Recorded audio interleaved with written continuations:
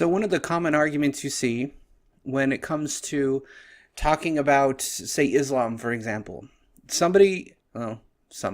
most people try to say that no, they're criticizing the idea and they're not criticizing the people. Well, actually, that is kind of bullshit. You are in de facto criticizing the people because the concept of Islam is human made. It is a man made creation, if you will, of a cultural concept, both ideologically and politically driven, in particular for Islam. There's two parts of it. There's culture, and then there's civil criminal. There's governmental. And if you criticize the doctrine, you indeed are criticizing the people who follow said doctrine. And there's one critical reason why this is. It's okay to criticize ideas, don't get me wrong, but know that the people that hold those ideas to be true, like absolutely true, that they believe that Muhammad flew on a horse, for just as an example, or for Christians, they believe Jesus did rise from the grave, as if he was the first zombie in Patient Zero. Happy Easter, by the way. This concept comes down to a simple principle.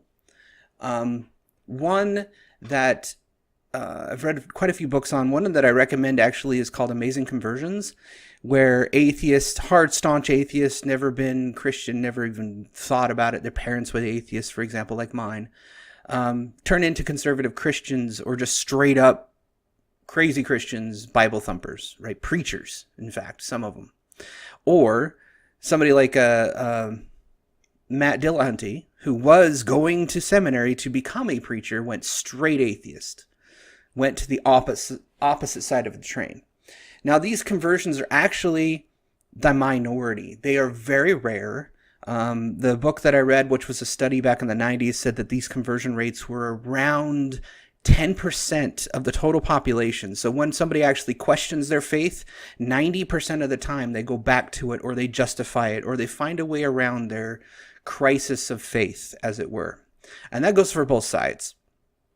It just happens that some people are able to take evidence in, some people are not. Take one of the contentious things that I don't like about Ben Shapiro and Jordan Peterson is their staunch belief in faith. In particular, Jordan Peterson bothers me the most because he understands psychology but still believes in a metaphysical, knowing that full well that metaphysical is in fact imaginary. It is untangible, unpresentable, untestable, unverifiable. I mean, how much more uns do you need to know that it is not existent? It is fake. It is fraudulent. For anything in the supernatural, or metaphysical, if you will, to conjure and touch the physical world, the natural world, the nature of things, the universe in general, it therefore becomes natural. It is no more supernatural. We just may be ignorant as to how it works, but that doesn't make it any less natural, nor does it mean the finger of God is magically changing the laws of physics to our chagrin, if you will. But I digress. I mean, that's one of my contentious pieces because it is evident that he has always been, or at least raised to be, Christian in some nature, and he's found ways to justify that belief. So he's a part of the 90%. He actually follows the trend. It's the rare person, say like Gad Saad, who grew up in a very deeply religious faith. I believe Jewish is what he was. And he is now atheist. And he was atheist, and I bet you anything, because this is also the trend, those that convert out of one into another, or out of Christianity or faith-based belief into atheism in particular, do this over a 1 to 2 year span where they critically analyze every part of their belief system, go through a train wreck, kind of unknowing, lose kind of their purpose and their logical thoughts. They kind of lose themselves in a sense. It's like a crisis, a midlife crisis type thing where they just don't know about who they are, or what they're going to do with their life and stuff like that. And so they redefine themselves, essentially. So it's like a 1 to 2 year process where they redefine their core being. Whereas those that go from atheist to Christianity or any other belief for that matter, it's almost instantaneous, and it's always associated with a loss or crisis, deep depression, or being lonely without anyone, like zero companionship. And they find companionship within the group, and the group accepts them, and so on and so forth. So become a part of the tribe. A lot of times, though, like 90% of those that go from one to the other, out of the 10%, it's usually a big crisis that happens, like a death in the family, or they survived a massive car accident, stuff like that. Have a heart attack, something that really affects their core being and makes them reevaluate their life. They usually convert to religion in those cases. Which is why you hear a lot of Christians say, oh, he'll convert on his deathbed, because they're afraid of death, and everybody's afraid of death to some extent. So you get the infamous Christopher Hitchens, for example, converted to Christianity at his deathbed, and we all knew he would, and all this other shit. No, he didn't. But that's because he accepted death long ago. He knew it was a natural part of life, and there's no around it, and it, just sucks. So it is what it is. Now, the reason why I bring all of that up as far as conversions go and the faith crisis and all that fun stuff is because ideological positions all carry the same kind of dogmatic faith. It's unfalsifiable, it is relevant to themselves, and it is part of core values. Now, think of it this way. What is the biggest argument you hear out of feminism, intersectionality, race bait bitches, and the race vultures and all of them?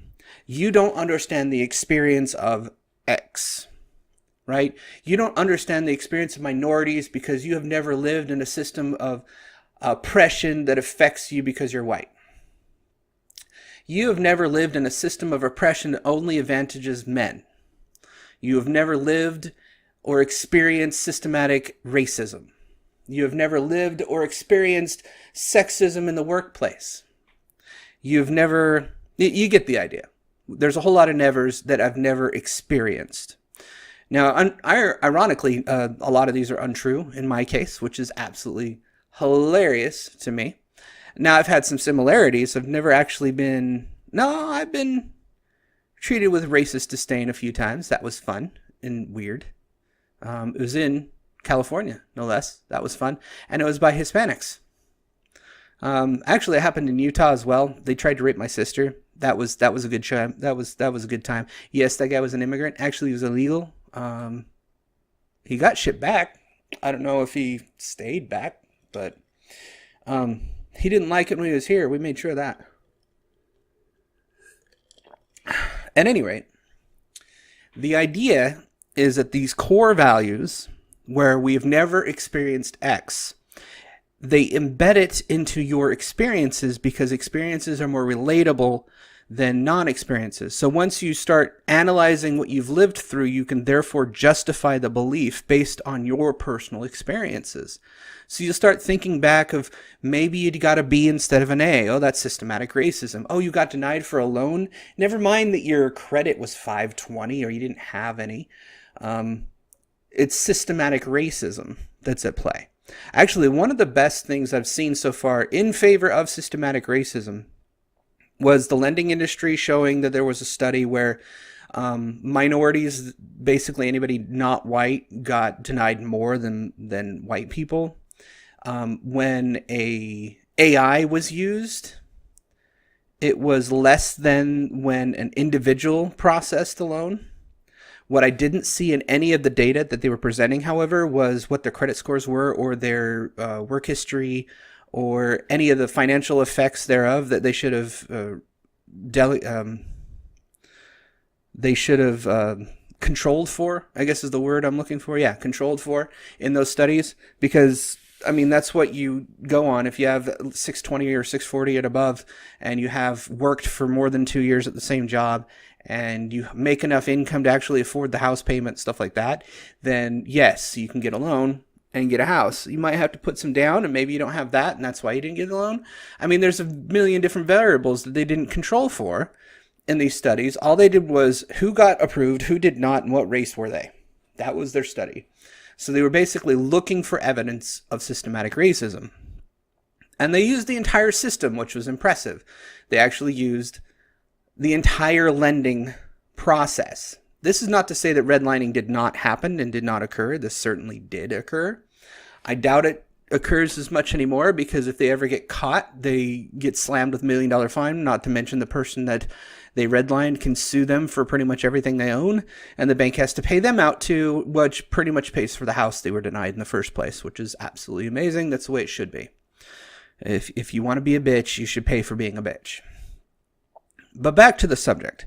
The reason why they want to use experience in their argumentation is the same reason. I actually saw this in the same kind of thinking the Mormons used to do with regards to Jesus, God, the Holy Ghost, and their whole religious experience.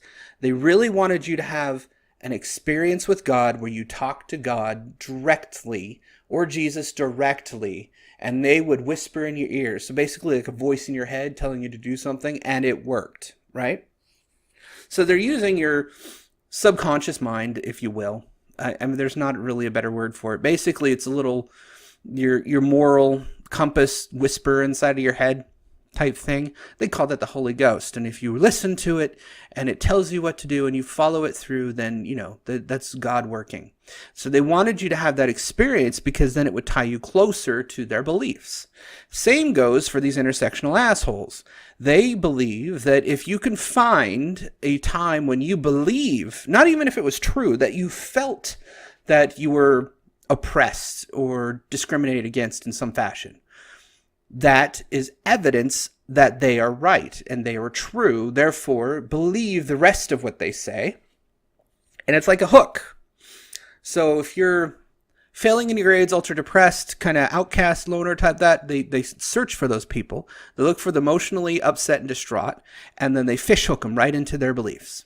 Just like religion has done for a millennia, and they're no different. It's the same kind of thing. This ties back to the core value system. So once they get that there, they've established their core values at that point. It's the, God, why does my nose always itch during this shit? This is so annoying. Stupid fan. Anyways, the core value then ties to basically their identity. It becomes a part of them.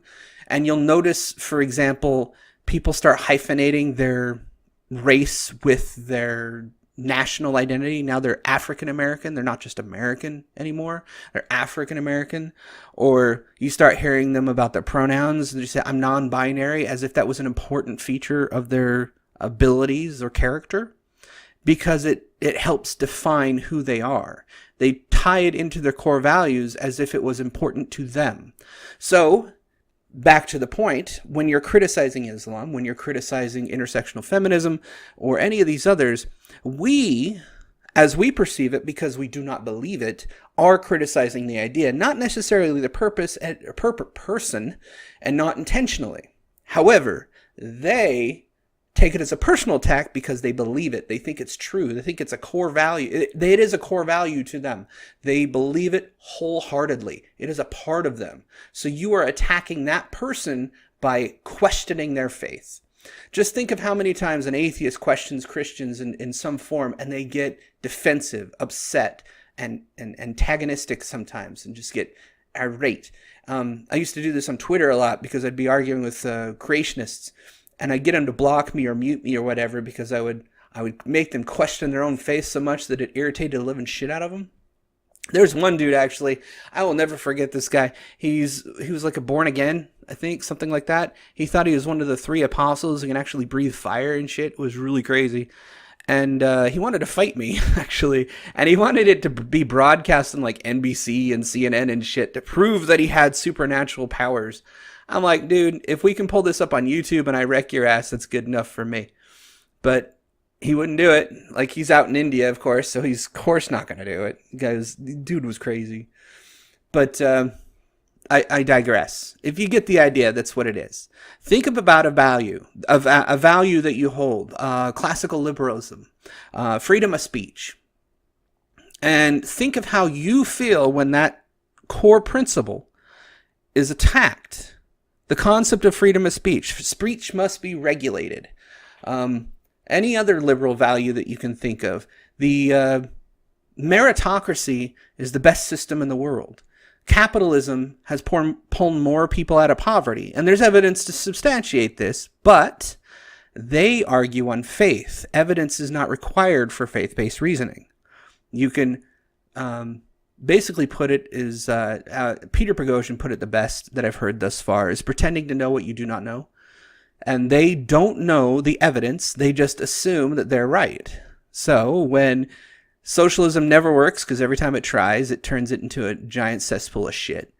But socialism has never been tried. That's why they're still socialists. They can disregard those that have tried and failed easily, because it is a core value of theirs. They think it's a moral right, because now they identify as a socialist. They make it a part of their identity. Once you make it a core value of that, it's all downhill. And if it's faith-based, the only way you're going to attack and antagonize that is to get them to reason and argue their own position to a falsifiable claim. But since they put it to an unfalsifiable claim, like you don't know what it's like to live as a woman inside of a corporate environment. The way I twisted this in an argument that I had recently was, well, you don't know what it's like to live as a man in a corporate environment either, if that's the case. We are cutthroat. There's not a single man at the table. And I was sitting there with this one woman and 3 other men. And I said, we're cutthroat. If you think you could make an accusation at me right now and neither one of these guys would actually back me up, I can almost guarantee it. They may, if I put pressure on them and we had a good enough bond. However, chances are they'd let me sink because that's an opening for them to take. That's how cutthroat we are. And that's how we think. But women think in groups because it's safer. So they don't think that way, which is why that's a whole other tangent that I'll get into in another video sometime down the road. But I hope you enjoyed this. I'm going to cut this one right here. Just think about it. There is no way of getting around the fact that when you criticize Islam, when you criticize Christianity or intersectional feminism or anything like that, you are attacking a part of them that they believe is true. It may made it into a core value that defines them as a person. Because of that, any criticism is seen as a personal attack upon them. Okay, from there, roll with it. You are now attacking the person. So what? You can pull your punches if you want them to stop being a dumbass, and use Socratic reasoning. Make them reason out of their own position, which is absolutely amazing and works almost every time. Or if you really don't like the person, they're being an absolute D-bag and they're just insulting everyone else around you, criticize the idea but never attack them, and they will take it as a personal attack upon themselves. And all you have to do is, I never said that. I was saying Islam is the dumbest fucking religion on the planet. It subjugates people, it subjugates women, it attacks people for no reason. I couldn't get past Quran 8:21, I think it was, because it said to cut my fucking head off at a time of war. So anytime that the imams decide that there is a war against the West, guess whose head's on a platter? Mine. Go fuck yourself. You believe in a religion that says it wants my head and fingertips chopped off at a time of war. No. Absolutely fucking not. I'm done with you at that point. I will believe what I want to believe, whether or not I'm in war or not. And because Islam is a warlike religion, when are they not at war? I mean, seriously, they just blew up 200 people. I'm pretty sure it was them. I have no idea for sure, but considering it was a Christian church that was exploded upon, I'm willing to bet the perpetrator was probably of another religion. Just saying. It's probably not an atheist. They're not known for blowing people up. There's another religion that's known for killing people en masse. That's all I got to say about that. I hope you enjoyed this video. This is kind of a rationale argument of why you cannot just attack an idea when you're dealing with these people. I hope you understand that concept and think about the ones where they criticize you. I named a couple. And just realize that there's no way around this. Once it's their core value, you're going to insult them and they're not going to like it. So think of a way around it. You got to tear down their barriers by making them your friend. That's kind of hard to do when they want to punch you in the face when you're a Nazi. or some shit. So I hope you enjoyed this. Thank you for watching.